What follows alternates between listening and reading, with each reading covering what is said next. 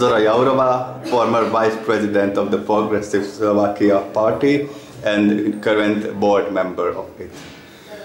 Why the party made this mistake at the last election to run as a common list together with another party and therefore failing to reach the higher threshold to get into the parliament, when, for example, currently the smaller Hungarian parties are getting one list together, although they are independent parties, and merging together as a list to be able to get into the parliament with the normal threshold.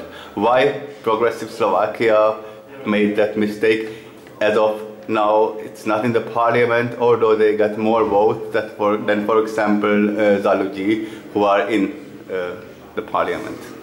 Well, actually, the simple answer is that it was not a mistake. We just kept the law, and nobody else does.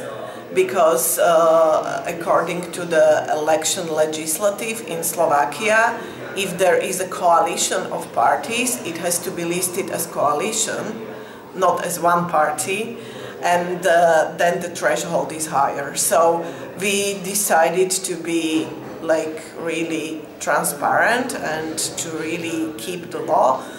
However, I think we made couple of mistakes in the pre-election campaign, and that cost us the missing 900 votes by which we didn't make it about the threshold for the coalition.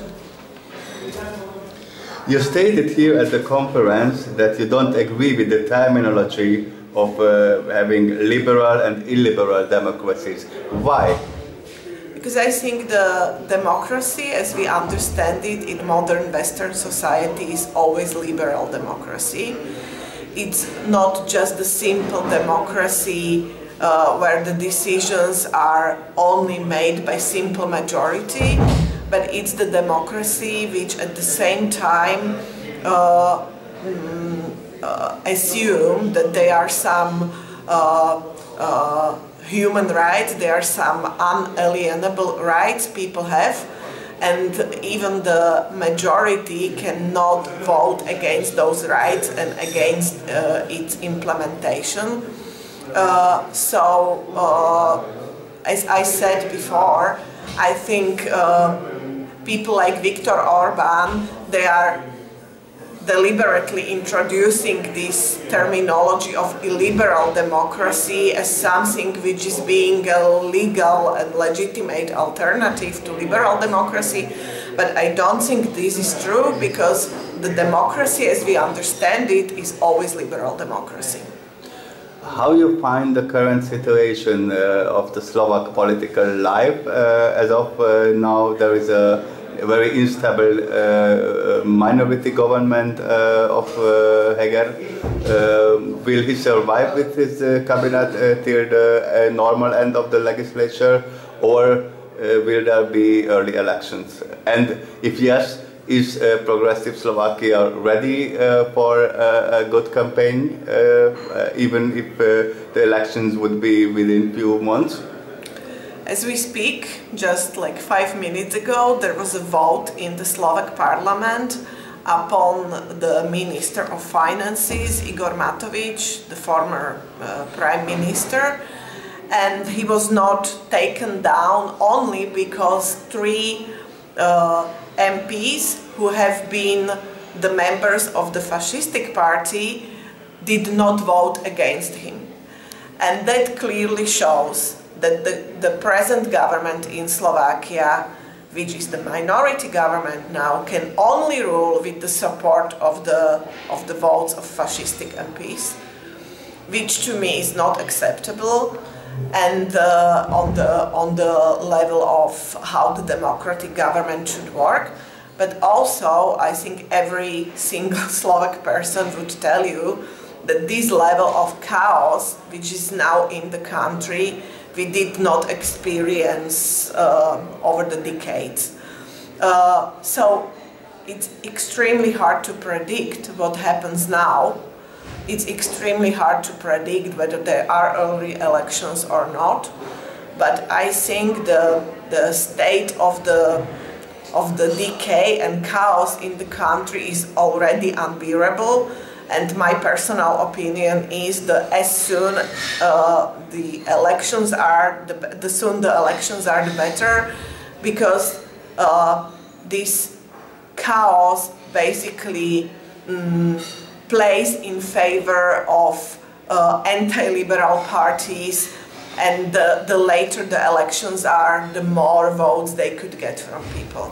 And of course, Progressive Slovakia is getting ready for these elections, and we are doing our best to get as good result as possible. Would you as a person and the Progressive Slovakia as a party change the current very restrictive double citizenship law of Slovakia or no? Well, it's an issue which is very dear to me. Actually, the whole area of minorities in Slovakia. I think the citizenship, the whole idea of citizenship has to be reconsidered. We have to come back to the moment when it was created as a reaction to what happened in Hungary, and we have to change it, I'm definitely sure. But I think that's not enough if it comes to Hungarian minority in Slovakia and all the other minorities. I think we should also discuss the constitution. And we should discuss whether the first sentence starting with "we Slovak nation" is something which is being considerate to the minorities in Slovakia. You were for a long time also working in the cultural sector, also abroad. For example, as the EU Eastern Partnership Project board member in Azerbaijan. What was your experience there, and how is the cultural life and the film industry there? Well, that was actually one of my many projects I did in other countries, since I am working with the policies for culture and creative industries for a long time. Working in Azerbaijan was very interesting, especially because of the fact that once you do the audit into the public policies, you can clearly see that the procedures and the way of realizing the public power is not democratic. But at the same time is extremely interesting developing country which has a lot of cultural heritage, and there are people who are trying to work on European scale. So I think we should be looking more towards the Caucasus and to these countries, and to collaborate with them more, especially now, because we need to keep them from the Russian influence. What is your opinion on the current Slovak policy about Ukraine, and how is the policy of the Progressive Slovakia on the Ukrainian situation? I think that's one of the areas of public policies where Slovak government is taking very good stand. Maybe also thanks to the Minister of Foreign Affairs, the former Minister of Foreign Affairs, now Ivan Korčok. And Slovakia, from the very beginning of Russian war in Ukraine, took the very clear position, very clear pro-Ukrainian position. The people in Slovakia, the average citizen, have been very helpful. And Slovakia also on European level supports all the European sanctions and pro-Ukrainian measures taken by the EU.